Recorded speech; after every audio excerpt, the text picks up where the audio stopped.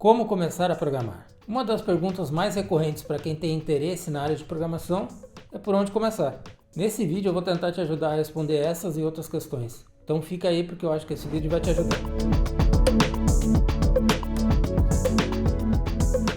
Fala pessoal, Jason aqui. Então, afinal de contas, por onde começar? Na área de programação existe uma infinidade de possibilidades e com isso também surgem muitas perguntas. Mas eu acredito que para essa pergunta a gente não tem uma só resposta. Então aqui nesse vídeo eu vou dar a minha opinião sobre isso. Então a primeira coisa que eu penso quando alguém faz essa pergunta é que provavelmente ela vai querer trabalhar na área. Com isso, eu acredito que já tenha duas perguntas automaticamente. A primeira é se vai trabalhar com front-end ou back-end e a segunda é qual linguagem que vai escolher para começar a programar. Para responder essas duas perguntas, eu prefiro pensar de uma forma mais lógica.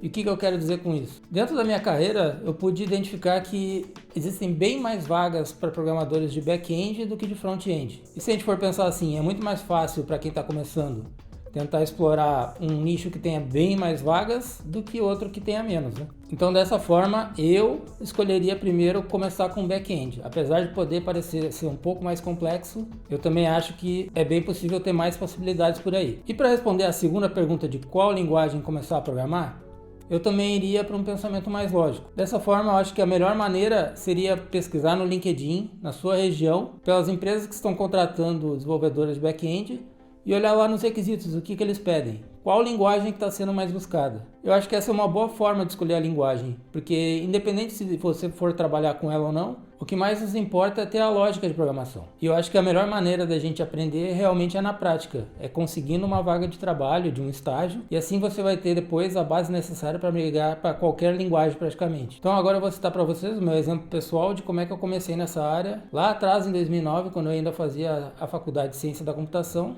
e o que funcionou para mim. Naquela época eu estava buscando um estágio que fosse com programação e eu me candidatei para uma vaga que eu nem sabia se ia ser front-end, back-end ou com qual linguagem que ia ser. Eu fui lá, fiz as provas, as entrevistas e passei.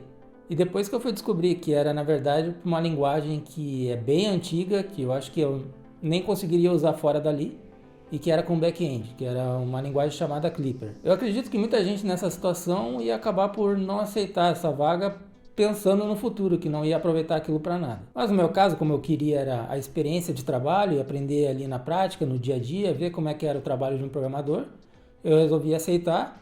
E no final, eu fiquei quase 10 anos nessa empresa e com o passar do tempo eu pude migrar para outras linguagens, como Java, o PLSQL, que daí sim eu consegui usar para depois outras vagas de trabalho em outras empresas. Portanto, pessoal, a minha opinião sobre isso é aproveite as oportunidades que tenha, independente se for back-end, front-end ou a linguagem específica.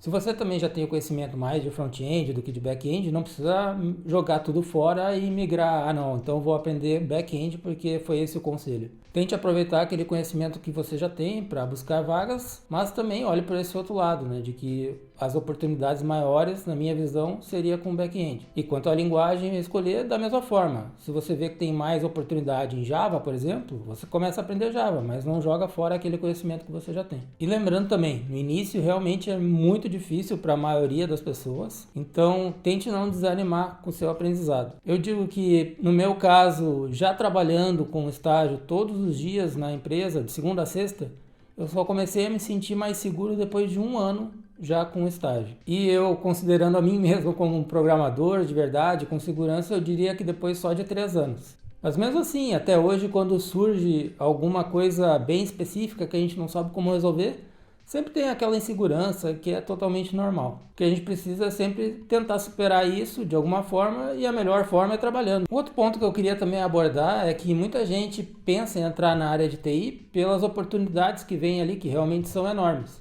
Mas no momento que a gente pensa em migrar para a área, quase sempre se pensa em se tornar programador. Mas se você acha que não tem o perfil para isso, que você já tentou e não tem jeito de você gostar, saiba que essa não é a única oportunidade que tem dentro da área de TI. Existem diversas outras funções que também têm vagas e muitas empresas procurando, que é como, por exemplo, testadores, Scrum Masters ou Product Owners. Então, se você acha que não tem perfil de programador, tente buscar saber um pouco dessas outras atividades que quem sabe pode ser também uma oportunidade para você. Eu também pretendo fazer vídeo falando sobre essas outras atividades, mas para já, se você acha que esse conteúdo foi relevante e você aprendeu alguma coisa, Não esqueça de se inscrever e deixar o like para que você não perca os próximos vídeos onde eu vou falar mais sobre isso. Então valeu, pessoal!